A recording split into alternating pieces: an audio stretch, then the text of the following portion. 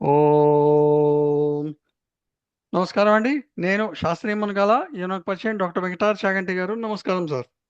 ఓం నమస్తే శాస్త్రి గారు. నమస్కారం అండి. చెప్పండి శాస్త్రి గారు. సార్ నేను మీ ఛానల్లో లేటెస్ట్గా ఒక వీడియో చూస్తుంటుంటే అందులో ఒక కమెంట్ నాకు కొంచెం సర్ప్రైజింగ్గా కనిపించింది. నాకు పంపించారు, అదే కదా మీరు చెప్పేది. అని మీకు పంపించాను. అతని పేరు వచ్చి ప్రదీప్ దొడ్డిగార్ల అనమాట. చూస్తాను ఉండండి. ఇదేనా మీరు చెప్పేది? నాకు పంపించింది అయితే ఇదే కదా మీరు పంపించింది? అవును సార్, అవును సార్. ప్రదీప్ దొడ్డి దొడ్డిగార్ల. గార్ల. ఓకే. ఉమ్. ఇది ఎవరో క్రిస్టియన్ అనుకుంటా ఇతను. యా, ఒకసారి చదువుదాం. ఇట్లాంటివన్నీ పెట్టేది వాళ్ళేలేండి కానీ. వేదాలు బట్ ఎప్పుడు 197 కోట్ల సంవత్సరాల క్రితం రాశారు, ఇవ్వబడింది అనే దానికి ఎటువంటి ఆధారాలు లేవు. ఇతను మనకి అదే తెలుసు. ఎట్లా చెప్తాడు సార్, నాకు అర్థం కావట్లే. తేల్చేశాడు ఫస్ట్. ఆధారాలు లేవన్నాడు, బాగుంది. కానీ వేదాలలో వాసుబంధు అనే మహర్షి ఉన్నాడు. ఓకే, అట్లాగే బాగుంది. స్టేట్మెంట్ ఎట్లా ఇస్తాడు సార్, నాకు అర్థం కావట్లేదు అసలు. అది చదువు, మాట్లాడదాం. సో ఆధారాలు లేవు అన్నాడు అంటే ఆయనకి తెలియదు అని అర్థం అనమాట. కానీ ఆ, వేదాలలో వాసుబంధు అనే మహర్షి ఉన్నాడు. బాగుంది, లేటెస్ట్ ఉన్నాడు అనుకుందాం కాసేపు. ఉమ్, బ్రహ్మసూత్రం అనే గ్రంథంలో వాసుబంధు అనే ఋషి రచయిత ఉంటాడు. బ్రహ్మసూత్రాలు వేరు, వేదాలు వేరు అన్న విషయం ఈయనకి తెలియట్లేదు. తెలీదు. అవును. ఆయన సముద్రగుప్తుని కాలంలో వాడు, క్రీస్తు శకం 350-500 మధ్య కాలంలో చెందిన రచయిత. బౌద్ధ మతస్థుడు. బౌద్ధ మతస్థుడికి వేదానికి సంబంధం లేదు. ఇతని గురించి వేద గ్రంథాల్లో కూడా ఉంది. ఎలా ఉంటుంది? ఇతను బౌద్ధ మతస్థుడి స్థితి వేదాల్లో ఎట్లుంటుంది? ఉండదు. దీన్ని బట్టి హిందువుల వేదాలు 350-500 ఏడీ కాలంలో రాశారని అర్థం అవుతుంది. చూసారా, హిందువుల వేదాలు అన్నాడు, వేదాలు అనలేదు. హిందువుల అవును. వేదాలు కాబట్టి ఇది క్రిస్టియనో ముస్లిమో ఏదో అయి ఉండాలి, అంతే కదా. అవును. కానీ ప్రతాపన్ ఉంది కాబట్టి క్రిస్టియన్ అయి ఉంటాడు, ఎందుకంటే క్రిస్టియన్. హిందూ పేర్లనే క్రిస్టియన్స్ అడాప్ట్ చేసుకున్నారు కాబట్టి. సరే, దానికి క్లాసిక్ ఎగ్జాంపుల్ చెప్పండి. ఇంకెవరు? శాంబి, అంతేనా? సాంబశివరావు గారు. ఆ, సాంబశివరావు గారు. అవును. శ్రీ వాసుబంధు. ఇక్కడ బంధు ఒత్తిచ్చాడు, చూసారా. ఇదివరకేమో వాసు బంధు అన్నాడు అక్కడ పైన, ఇక్కడేమో అవును. వాసు బంధు అన్నాడు, ఇక్కడ అవును. వాసు బంధు అని ఒత్తిచ్చాడు. సో ఈయనకే తెలియదు ఆయన ఎవరు. తన రచనల్లో రే రెప్యుటేషన్ రేపుటేషన్ ఆఫ్ విజ్ఞానవాద అనే చెప్పడం జరిగింది.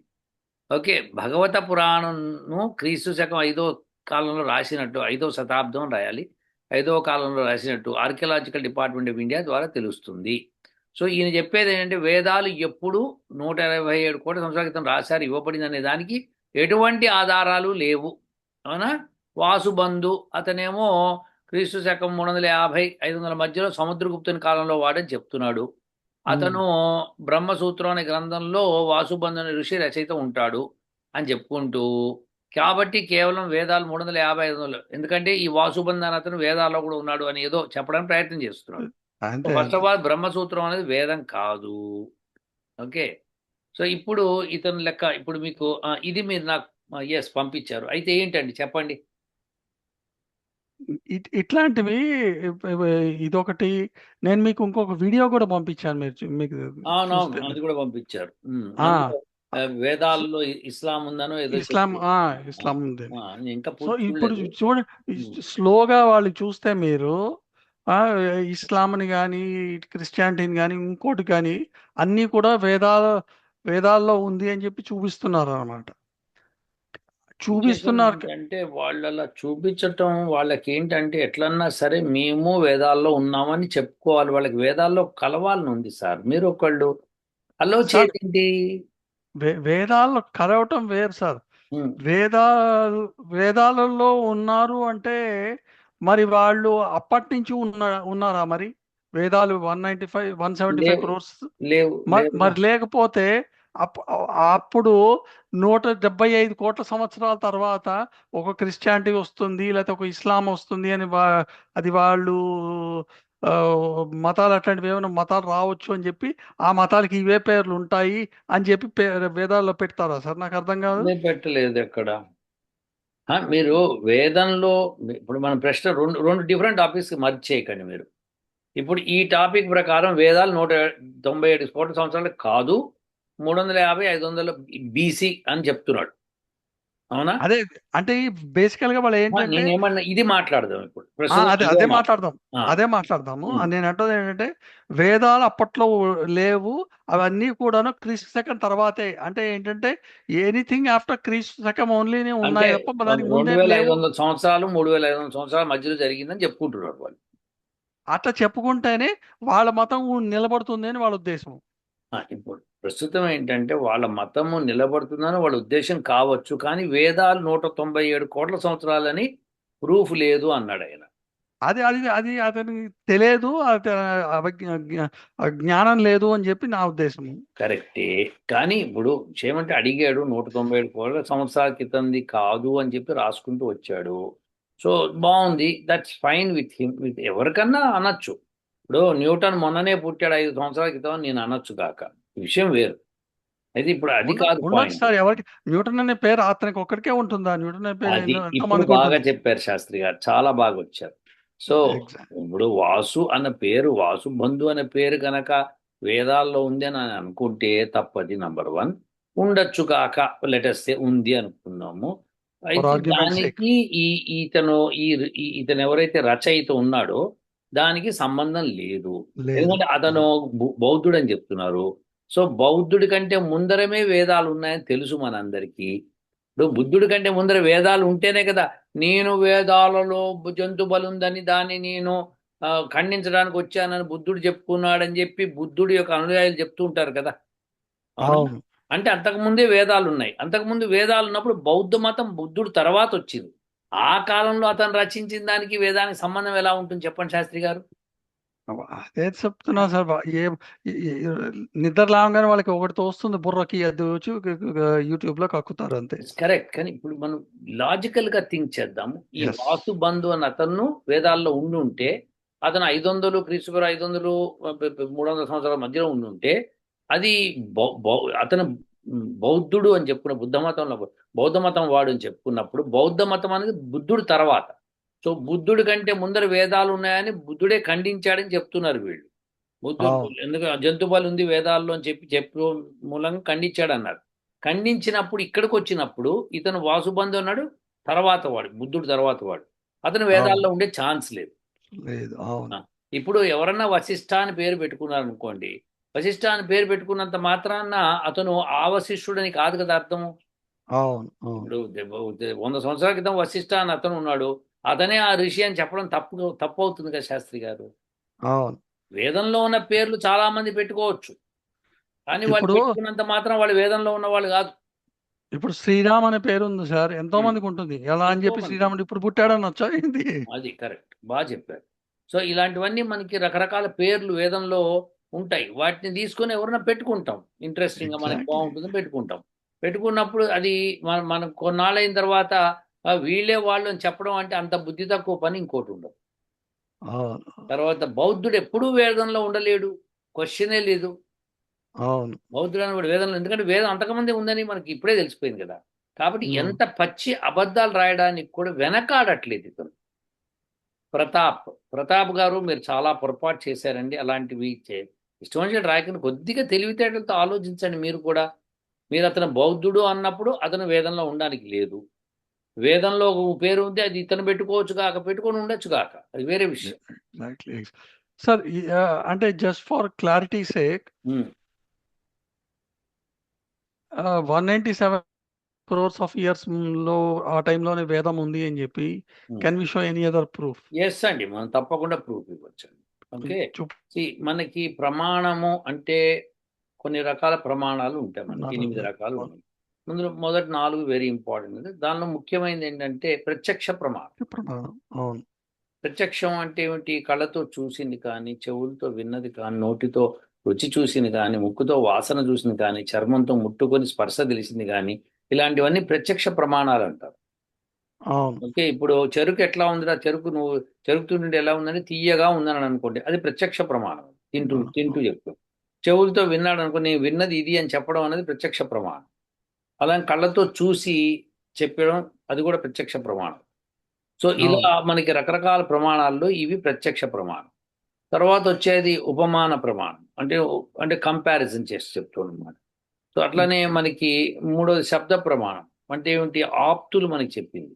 ఆప్తులు అంటే ఏమాత్రం స్వార్థం లేకుండా, ఎటువంటి యూనో అధర్మపాలం కాకుండా ధర్మపరుడైన వ్యక్తి చెప్పేది ఆప్తులు అంటారు. సో అలా ఆప్త ప్రమాణం అనమాట. సో ఇలా తర్వాత అనుమాన ప్రమాణం వస్తుంది. అనుమానం అంటే ముందర ఒకసారి జరిగింది, దాన్ని మళ్ళీ ఇప్పుడు జరగచ్చు అని అనుమానం వస్తుంది. అనుమాన ప్రమాణం. ఇట్లా ప్రమాణాలు చాలా ఉన్నాయి. అవును. సో దీనిలో ఏంటంటే ప్రత్యక్ష ప్రమాణం. ఇప్పుడు ఎవరు వేదాన్ని చూశారు అంటే ప్రత్యక్ష ప్రమాణం ఉందా? 197 కోట్ల కింద. సో 197 కోట్ల వాడు ఇప్పుడు దాకా బతికి ఉండడానికి ఛాన్స్ లేదు.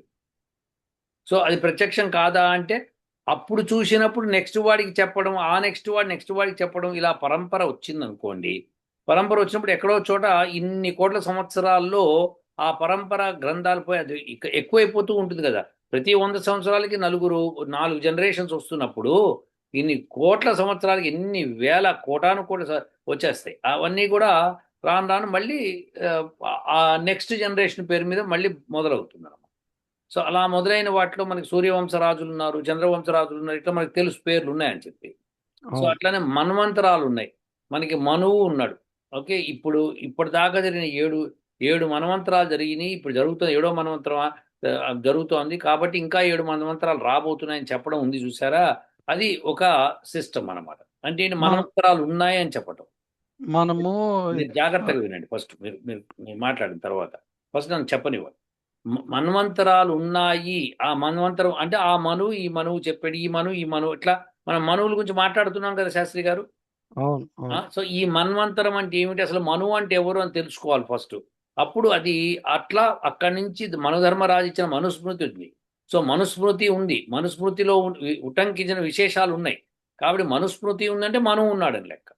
సో ఇట్లా అవును. మనకి వచ్చిన తర్వాత వ్యాసుడు దాకా, వ్యాసుడు కూడా వేదాల్లో అసత్యమైంది ఒక్కటి లేదు అని ప్రమాణం ఇచ్చాడు. ఆయన అవును. తర్వాత మళ్ళీ జైమిని ఋషి తర్వాత వీళ్ళందరూ వచ్చారు. తర్వాత శంకరాచార్యులు వారు వచ్చారు.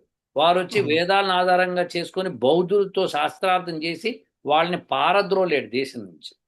అవును. ఓకే, ఆ తర్వాత మహర్షి దయానంద సరస్వతి వచ్చారు. ఆయన వేదాలు వీధి ప్రమాణము, వేదాలే ప్రమాణం అని చెప్పి అన్ని ఉటంకించి చెప్పాడు ఆయన. సో ఇలా ఋషులు ఎప్పటికప్పుడు పుట్టి వాళ్ళు చెప్తారు, వాళ్ళు ఆప్తులు.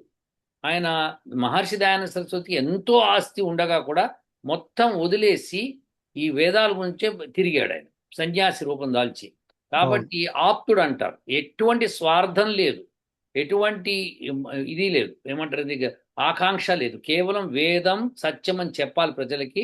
వేదమే సత్యం అని చెప్పి అన్ని ప్రమాణాలు ఇస్తూ ఎన్నో రకాల ఎగ్జాంపుల్స్ ఇస్తూ వేదంలోంచి చెప్పుకుంటూ వచ్చాడండి.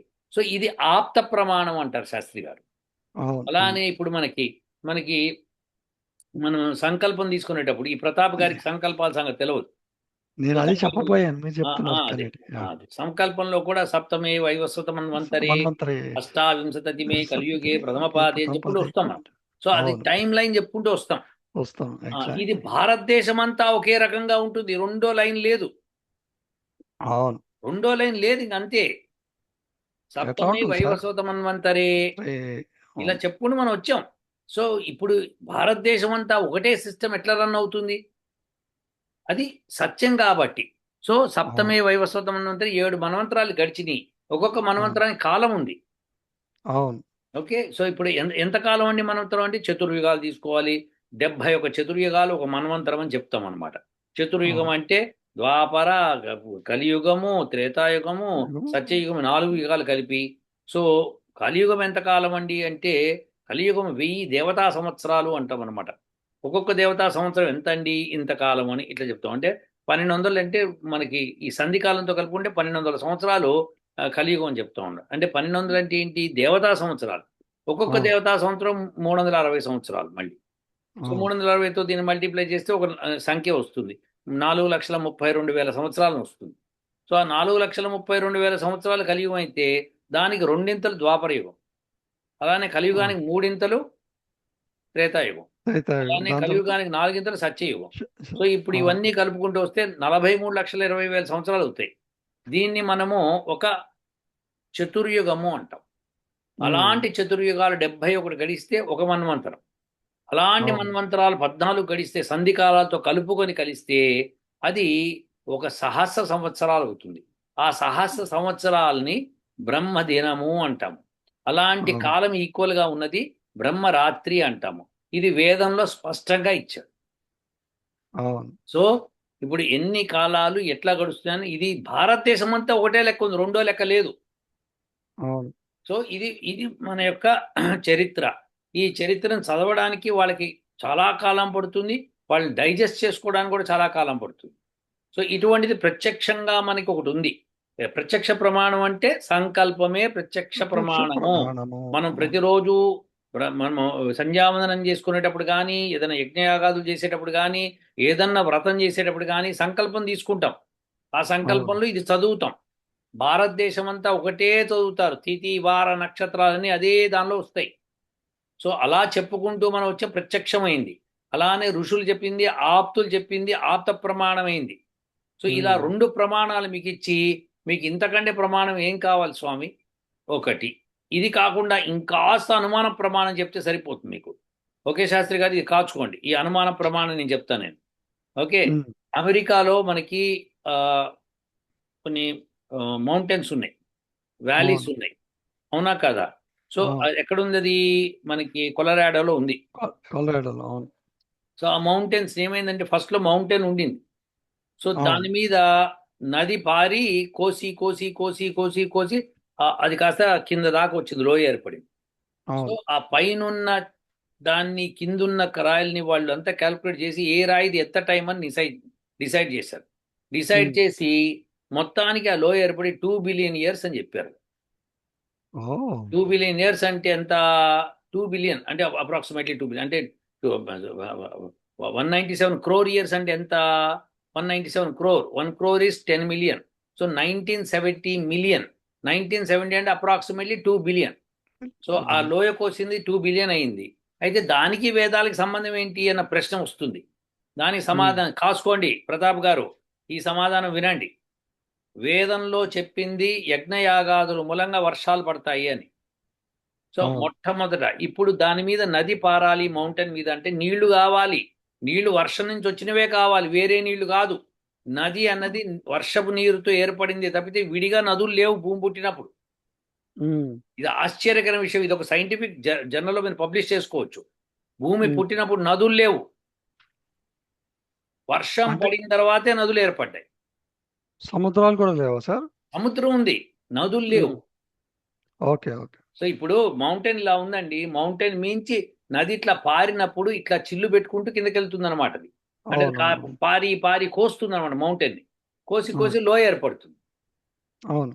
సో దేర్ ఫోర్ అలా ఏర్పడినప్పుడు అక్కడ దానికి ఆ లోయకి ఆ రాళ్ళు కరిగి కింద ఉన్న రాళ్ళ దగ్గర నుంచి పైన రాళ్ళ దాకా వాళ్ళు దాని యొక్క టైం లైన్ క్యాల్కులేట్ చేశారు. క్యాల్కులేట్ చేసి ఇది రఫ్లీ 2 బిలియన్ ఇయర్స్ అన్నారు. 2 బిలియన్ అంటే 2000 మిలియన్ ఇయర్స్. 2000 మిలియన్స్ అంటే 200 క్రోర్ ఇయర్స్ అనమాట అప్రాక్సిమేట్.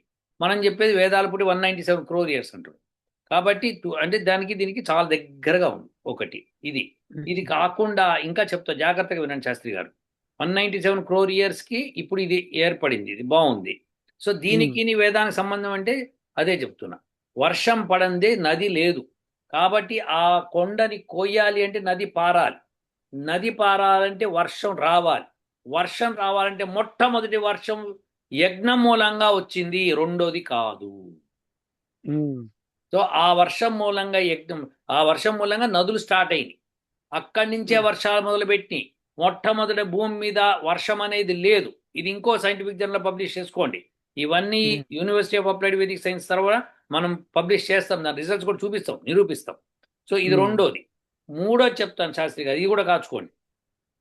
అదేంటంటే మనకి ఆక్సిజన్ పుట్టి ఎంత కాలమైంది భూమి? ఆ. ఎందుకంటే ఆక్సిజన్ పుట్టందే మనిషి బతకలేడు కదండి. సమస్య లేదు. ఆక్సిజన్ పుట్టింది కూడా రమారమి అంతే కాలం. ఉమ్.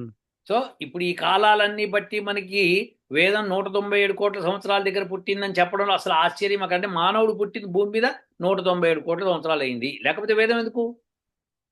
అవును. అది. సో ఇన్ని ప్రమాణాలు నేను చూపిస్తున్నాను, మీరు కాసుకోండి. దీని మీద అంటే సిద్ధం మేము, దాని మీద మేము బెహస్కి సిద్ధం, అంటే వాదోపవాదాలకి శాస్త్రార్థానికి సిద్ధం మేము. అంటే వీళ్ళు ఆ, ఒక పర్టికులర్ రిలీజన్ అని కాదు కానీ వీళ్ళకి ఏంటంటే ఇప్పుడు ఏదన్నా కానీ అది నోవా జలప్రళయం అని అంటారు. ఉమ్. అప్పటి నుంచే దాని తర్వాత నుంచే మా అది అయిపోయిన తర్వాత దాని తర్వాత ఆడమ్ అండ్ ఈవ్ అనే వాళ్ళు ఇద్దరు వచ్చారు. అక్కడి నుంచి ఇంకా లైఫ్ అనేది స్టార్ట్ అయింది అని అంటారు. దానికి ముందు ఆడమ్ అండ్ ఈవ్ మొదటి నుంచి ఉన్నారు, తర్వాతనే నోవా వచ్చాడు, తర్వాత నోవాతో జలప్రళయం వచ్చి ఆ తర్వాత అందరూ చనిపోతే వీళ్ళు 7 జంటలు ఎవరో మిగిలారు, అది ఇది కథ వాళ్ళది. సో ఆడమ్ ఈవ్ ఫస్ట్ వచ్చారు, అది 5,000 సంవత్సరాలు అయిందంటారు, ఏదో లొల్లి. ఉమ్. అది కథ అని మీరు అంటున్నారు. అదే నిజము అని సత్యము అని ప్రూవ్ చేయడానికే ఈ ఈ గోలంతా చేస్తున్నారు. అదే గోల తప్పది, తప్పు గోల బాబు. మీరు అనవసరంగా అసత్యాన్ని సత్యం అని నమ్మకండి, నరకానికి పోతారు మీరు. అనవసరమైన నరకం. మీరు మీ మీ మీ మీ మతంలో ఏ నరకం ఉందో అంతకంటే పెద్ద నరకంలోకి వెళ్ళిపోతారు. ఎందుకంటే అసత్యం చెప్పడం మూలంగా జరిగిన వినాశనం ఏంటంటే, ఎంతసేపు అవిద్యలో తిరుగుతుంటాడు ఆ మనిషి, అవును, విద్యలోకి వెళ్ళలేడు. అవును, విద్య అంటే ఏంటి? సత్యం తెలుసుకోవడమే విద్య. సో అవును, సత్యం తెలుసుకోవాలి అన్నప్పుడు వేద శాస్త్రాలను చదివితే కానీ రాదు. అవును. సో అందుకని ఖండనగా చేసుకుంటూ పోవచ్చు దీన్ని. సో ఇన్ని విధాలుగా నేను ప్రమాణం చూపిస్తున్నాను, దానికి మీరు శాస్త్రార్థానికి రెడీ అంటే మేము ready. That's it, simple story Shastri గారు. వాళ్ళు శాస్త్రధర్మం ఏం చేయరు సార్. ఇప్పుడు నాకు తెలిసి ఏం చేస్తారంటే ఇతను ఈ ప్రతాప్ అనే అతను ఇది చూసి దీని మీద మళ్ళీ ఇంకొక వీడియో, దీంట్లో ఏదో చిన్న ఆ, ఆ, వెంట్రుక దొరుకుతుంది తనకి, దాన్ని పట్టుకొని ఇంకా మళ్ళీ కొండను దొక్కుదాం అని చెప్పి చూస్తాడు అంతే. ఇప్పుడు ఏం చేస్తున్నా శాస్త్రి గారు, సత్యం అయితే దాన్ని అట్టలు కదా. సత్యాన్ని మనం పక్క జరపలేం శాస్త్రి గారు. అదే అంటున్నా, అది మనం సత్యం అంటాము, వాళ్ళు ఆ సత్యంలో కూడాను ఒక ఏదో చిన్న రంధ్రాన్వేషణ చేసి దానివల్ల మీ సత్యం అంతా రాంగు అంటారు అనమాట. అది అంటే రంధ్రాన్వేషణ చేయనండి, మళ్ళీ చెప్దాం సమాధానం. ఇప్పుడు మనకు Yeah. కావాల్సింది ఏంటంటే, సత్యం కోసం వాళ్ళు ముందుకు అడుగు వేసినప్పుడు మనం ఇంకా ముందుకు అడుగు వేస్తాం. తప్పే ఉంది అక్కడ? సార్ మీ సత్యం కోసము, తెలుసుకోవడం కోసము, జిజ్ఞాస కోసం చేస్తే మంచిదే సార్. మిమ్మల్ని ఇది తక్కువ అని చెప్పి చేశారనుకోండి, that is where the problem is పర్వాలేదు శాస్త్రి గారు, సత్యం తెలుసుకునే విధానంలో వాళ్ళు ఒక మాట ఎందుకంటే అజ్ఞానంలో ఉన్నారు కాబట్టి నోరు అదుపు తప్పుతుంది వాళ్ళకి. సో అలా ముందుకు వస్తారు. మనం దాన్ని ఇప్పుడు ఇది చేస్తున్న వీడియో కేవలం ప్రతాప్కి తెలవాలని కాదు, హిందువులకు అందరికీ కూడా తెలవాలి. మరి చాలా హిందువులకు మందికి కూడా తెలియదు కదా సార్. ఇప్పుడు వాళ్ళు హిందువులు అని గర్వంగా ఫీల్ అవ్వాలి వాళ్ళు. మన మన అవును, సనాతనము ఎంత పురాతనము అని తెలవాలి వాళ్ళకి. ఎగ్జాక్ట్లీ. ఇప్పుడు మీరు అతని పేరేదో చెప్పారు, ఎవరు అతను పడవ, అది నోవా నోవా నోవా నోవా సార్క్. జలప్రళయం. సో అతను చెప్పారు, అతను ఏంటి, అది ఎక్కడి నుంచి వచ్చిందో స్టోరీ, మనం మనుధర్మ శాస్త్రం నుంచి తీసుకున్న స్టోరీ చెప్పేశారు. మనువు ఉమ్, ఎట్లయితే అప్పుడు మనువు ఏం చేస్తాడు, విష్ణువు ఒక చిన్న చేప పిల్ల మనువుకు దొరుకుతాడు సంధ్యావందనం చేసుకునేటప్పుడు చెరువులో, ఉమ్, ఆ చెరువులో ఉమ్, నదిలోనో దొరుకుతాడు. అయితే ఏం చేస్తాడంటే, అరే చేప పిల్ల విలవిలాడుతుంది, నన్ను రక్షించు నన్ను రక్షించు అంటే, ఇదేదో బాగుందని చెప్పి ఒక చిన్న యూనో కుండలో వేస్తాడు. అది మరుసటి రోజుకి ఆ కుండంతా ఆక్యుపై పెద్దగా అయిపోతుంది. దాన్ని తీసుకెళ్లి చెరువులో వదులుతాడు. మరుసటి రోజు చెరువు కంటే పెద్దగా అయిపోతుంది. దాన్ని తీసుకెళ్లి నదిలో వదులుతాడు. నది కంటే పెద్దగా అయితే సముద్రంలో వదిలితే సముద్రం కంటే పెద్దగా అవుతుంది. అది ఉమ్, చూసి నువ్వు మహావిష్ణువు తప్పితే ఎవ్వరు ఇట్లా పెరగలేరు అని నమస్కారం పెడితే, అవునయ్యా ఇప్పుడు ప్రళయం ఆసన్నమైంది, గబగబా నువ్వు ఒక పడవలో, నేను దివ్యమైన పడవ ఇస్తాను, దానిలో ఇవన్నీ పెట్టుకో, ఆ ప్రతి జంతువు మూలికలు తర్వాత చెట్లు అన్ని విత్తనాలు పెట్టుకో, నెక్స్ట్ మళ్ళీ మనవంతరం స్టార్ట్ కాబోతావు, నువ్వే నెక్స్ట్ నువ్వు అని చెప్పి డిక్లేర్ చేసి అతను కూర్చోబెట్టుకొని ఆ పడవ తన తన ముక్కుకి గేలం వేసుకొని ఆ పడవను తీసుకెళ్తూ ఉంటుంది అన్నమాట ప్రళయం అంతమయ్యేదాకా. ఆ తర్వాత జరిగిందనమాట. సో ఇదే విషయాన్ని వీళ్ళు నోవా సార్క్ కింద వీళ్ళు చెప్పుకుంటున్నారు. మరి ఈ నోవా సార్క్ చెప్పక ముందర స్టోరీ మత్స్యావతారం కదా, అవునా కాదా శాస్త్రి గారు? అవును. మరి అది విషయం ఏంటంటే, ఇది వాళ్ళు కాపీ కొట్టుకొని వాళ్ళకి తెలుస్తలేదు కూడా వాళ్ళు ఇక్కడి నుంచి కాపీ కొట్టారు. అందుకే మాకు ఏసుక్రీస్తు అక్కడ వేదంలో ఉన్నాడని చెప్పుకుంటే తెలుసు సార్, తెలుసు కానీ ఏంటంటే దాన్ని ఓవర్ రైడ్ చేద్దామని చెప్పి పాయింట్ అలా. లేదు శాస్త్రి గారు, మీరు మీరు తప్పు చెప్తున్నారు శాస్త్రి గారు. వాళ్ళకి తెలియదు శాస్త్రి, తెలియదు శాస్త్రి గారు. తెలిస్తే తప్పు ఎవడు చేయడండి. తెలిస్తే ఇప్పుడు తెలుసుకో, వాళ్ళకి తెలిసింది తప్పు తెలుసు, అది నేను చెప్పేది. సార్ సార్ మీరు చాలా ఇప్పుడు నేను అంటున్నాను సార్, మీరు చాలా అమాయకులు సార్ ఈ విషయంలో మటుకు. అమాయకులు కాదండి, వాళ్ళకి తెలియదు. శాస్త్రి కాదు గారు సార్, సార్, సార్ వాళ్ళ అజ్ఞానంలో ఉన్నవాడు అని చెప్తున్నా నేను. జ్ఞానం అది కరెక్ట్. లేదు వాళ్ళకి. జ్ఞానం లేదు, కానీ వాళ్ళకి జ్ఞానం ఉంది అని వాళ్ళకి తెలిసిందే జ్ఞానం అనుకొని ఫీల్ అవుతూ ఇప్పుడు వాళ్ళు ఏం చెప్తారు. ఇప్పుడు ఒక చిన్న ఎగ్జాంపుల్ ఇస్తాను. I know it's taking a lot of time, but ఒక చెప్పండి చిన్న చెప్పండి, ఎగ్జాంపుల్. టైం ఏముంది, ఎంత అన్నా దీని మీద డ్రెస్ చేయడానికి రెడీ, మీరు చెప్పేది వినడానికి రెడీ, చెప్పండి. ఇప్పుడు వాళ్ళు క్రిస్టియన్ మిషన్ వాళ్ళు ఇళ్ళకి వచ్చి మా మతంలో జాయిన్ అవ్వండి, మా మతంలో జాయిన్ అవ్వండి అని చెప్తుంటుంటారు కదా. అప్పుడు దాని కొంతమంది సాక్ష్యాలు చెప్తుంటుంటారు. నేను ఇంతకు ముందు భారీగా తాగేవాడిని, భారీగా సిగరెట్లు భారీగా మందు కొట్టేవాడిని, చాలా చేసేవాడిని. ఒకసారి నేను మతం పుచ్చుకున్న తర్వాత అందులోకి వెళ్ళిన తర్వాత మొత్తం మానేశాను, మొత్తం చాలా ఇప్పుడు పద్ధతిగా ఉన్నాను అని చెప్పి. ఓకే. ఉమ్, కానీ మరి అట్లా చెప్పి అది చేసిన వాడికి కూడాను నలుగురు ఐదు పాస్టర్స్ ఇటీ మధ్య రోడ్ యాక్సిడెంట్స్ లో చనిపోయారు మరి, తాగి. బెస్ట్ ఎగ్జాంపుల్ ఆయన పగడాల, ప్రవీణ్ పగడాల. ప్రవీణ్ పగడాల. మరి ఉమ్. ఎట్లా చనిపోయాడు? అదే ఇప్పుడు తాగి. ఒకటి శాస్త్రి గారు, మీరు ప్లీజ్, మనిషి అన్నవాడు ఎప్పుడైనా చనిపోవచ్చండి, దానికి ఏముంది అక్కడ. చనిపోవటం నీకు మీరు చనిపోవటం అనేది తీసుకుంటున్నారు. నేనేంటంటే తాగుడు, తాగి వాడు హైదరాబాద్ నుంచి బయలుదేరి బెజవాడకి వెళ్ళే లోపల 5 సార్లు తాగి పడ్డాడు సార్. అయినా కూడాను దాన్ని దాన్ని వీళ్ళు కరుణాకర్ సుగుణ గారి మీద, లలిత్ గారి మీద తోసేద్దామని చూశారు, అది రాధా అది మనోహర్ దాస్ మీద. కుదరలేదు కదా, అట్లా అవ్వలేదు కదా మరి. అదే చెప్తున్నా. నేను అందుకే ఏమంటున్నా అంటే, మనం తెలుసుకోవాల్సింది ఏంటంటే, వాళ్ళు అజ్ఞానంతో మాట్లాడుతున్నారు అనేది అగ్- వాస్తవం. అది మీరు ఇప్పుడు కరెక్ట్గా చెప్పారు. అజ్ఞానంతో మాట్లాడుతున్నారు, కానీ అంటే వాళ్ళ అజ్ఞానం తెలియదనే కదా అర్థం సార్. మళ్ళీ తెలియదు. అవును, తెలియదు. అజ్ఞానం అంటే తెలియకపోవడమే శాస్త్రి గారు. నేను ఒప్పుకోను కానీ, అదే, బట్ ఎనీవే. తెలియకపోవడం అంటే మీరేమనుకున్నారు, ఇంకో రకంగా అనుకున్నారు. వాళ్ళకి హిందూ హిందూ గ్రంథాలు కరెక్ట్ అని తెలుసు, కానీ వాళ్ళు తప్పు చెప్తున్నారు అంటున్నారు మీరు. Yes, exactly. కానీ నేనేమన్నా అంటే తెలియదండి కరెక్ట్ అని వాళ్ళకి.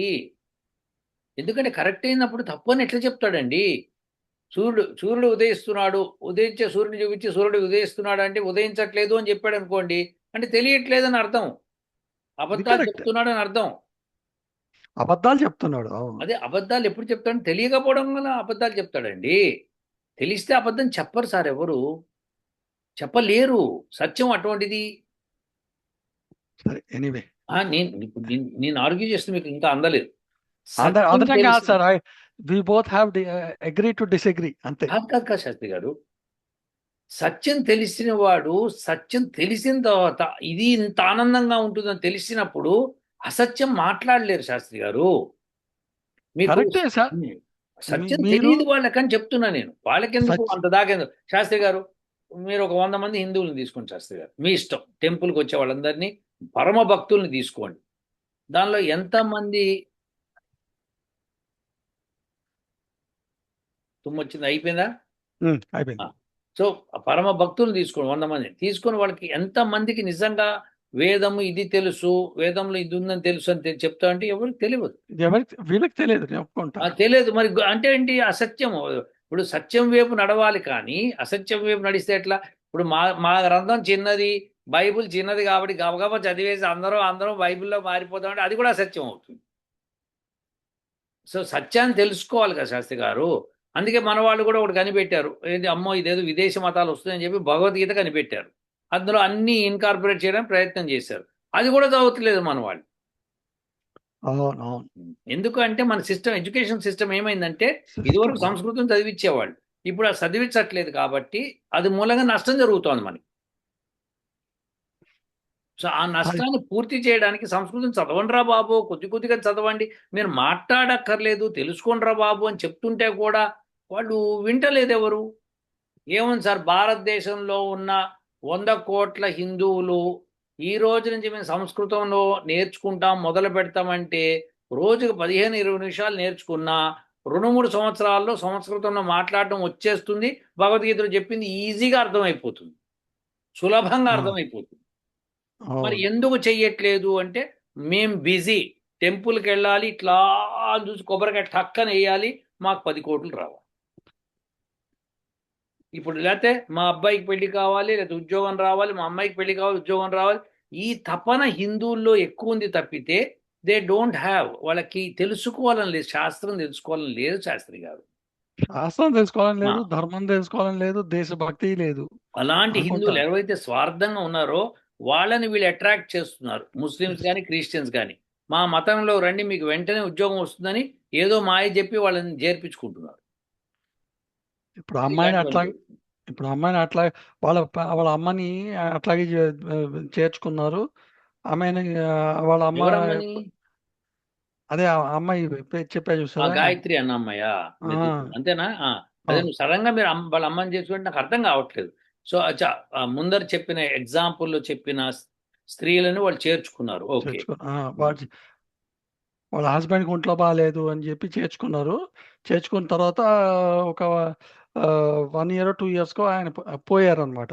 ఉమ్. పోయినా కూడాను వాళ్ళు వీళ్ళకి ఎగ్జామ్షన్ ఏమి ఇవ్వాల. మీ హస్బెండ్ ఇక సండే నాడు ఇక్కడ క్లాస్కి వచ్చి ఇక్కడ క్లాస్ అయిన తర్వాత వెళ్ళిపోయి మీ ఫాదర్ డెడ్ బాడీని చూడాలి తప్ప మీరు ఫాదర్ డెడ్ బాడీ కోసం అని చెప్పి క్లాసులు మానకూడదు అని చెప్పి చెప్పారట ఆ అదే పాస్టర్. ఇదే విశేషం ఏంటంటే ఇప్పుడు ఒకటండి, వ్యతిరేకత వచ్చిన తర్వాత కామ్గా వచ్చి హిందూయిజంలో చేరిపోయారు, హ్యాపీగా ఉన్నారు. అట్లా హ్యాపీగా ఉండడం నేర్చుకోవాలి. కానీ హిందూయిజంలోకి వచ్చారు సరే, హిందూ పుస్తకాలు గ్రంథాలు ఎవరు చదువుతున్నారు? అంతేకాదు. నేను అనేది గ్రంథాలు చదవండి. మన కనీసం మీరు భగవద్గీత అనుకుంటే భగవద్గీత చదవండి, లేదా ఒక పురాణం అనుకుంటే ఆ పురాణం చదువుకోండి, లేదు వేదమే నేర్చుకుంటే వేదంలోకి రండి. కానీ ఏమీ నేర్చుకోకుండా మీరు దాన్ని ఎలా, లేదు కనీసం ఇప్పుడు వేదం చదివిన వాళ్ళు చెప్తున్నారు అనుకో, వేదమే సత్యము అన్నారు అనుకోండి, ఇంకా వేరేవి కాదు అన్నారు అనుకోండి, అప్పుడు వాళ్ళు ఆ వేదం చదవడానికి ముందుకు వచ్చి చదువుకోవాలి.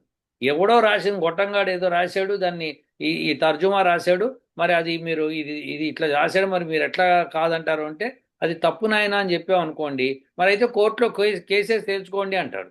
నువ్వు చెప్పేది తప్పే, మరి నీవు నీ గురించి బైబిల్ గురించి కూడా కోర్టులో కేసేయాల్సి వస్తుంది.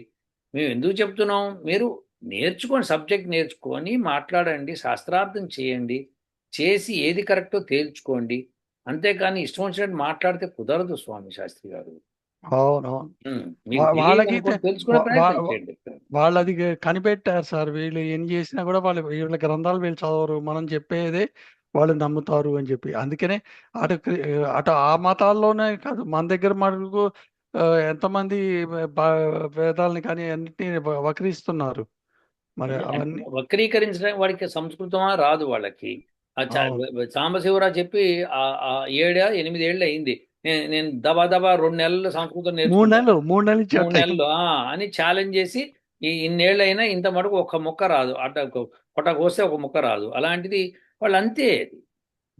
మొన్న మళ్ళీ ఆ, డాక్టర్ భాస్కర్ రాజు గారికి ఛాలెంజ్ చేశాడు, నేను మీకు మీ దగ్గరకు వచ్చి మాట్లాడతాను అని చెప్పి. ఉమ్. 2 రోజుల్లో వస్తానన్నాడు. ఇప్పటికి నెల 6 నెలలు అవుతుంది, ఇంకా రాలేదు. అంటే ఆయన 2 రోజులు అనేది వేరండి, 2000 సంవత్సరాలు ఆయన లెక్క ప్రకారం. నేను అదేదో సినిమాలో బ్రహ్మానందం అంటాడు కదా, 5 6 కోట్ల సంవత్సరాల తర్వాత నిమిషాలతో కలుస్తారు అట్లా అనమాట. సో అట్లా వీళ్ళందరూ అంతేనండి. లేదు, సబ్జెక్ట్ లేదు, ప్రజల్లోకి వెళ్ళలేరు, మాట్లాడలేరు. అది వాళ్ళకి తెలిసింది ఏదో క్రిటిసైజ్ చేస్తున్నా కానీ ఆ తప్పులు క్రిటిసైజ్ చేస్తున్నా, అసత్యం. తప్ప అసత్యాలు ఉమ్. చేస్తుంది. సో ఇప్పుడు నేను ఉమ్. ముస్లిం దాని మీద అన్నాను చూసారా, అది ఇంకోసారి దాని అప్పుడు చేద్దాము. తప్పకుండా తప్పకుండా ఇంకో వీడియో చేద్దాం శాస్త్రి గారు. ఎందుకంటే ఈ టాపిక్ వేరు, ఆ టాపిక్ వేరు, కానీ రెండు మర్జ్ అవుతాయి ఎక్కడో ఒక చోట. సో మనం మాట్లాడదాం. ఓకేనా? Yeah, yeah, okay sir. ఓ శాస్త్రి, ఉంటా శాస్త్రి గారు. ధన్యవాదాలు. ఉంటారు సార్. ధన్యవాదాలు. ఓ ఓ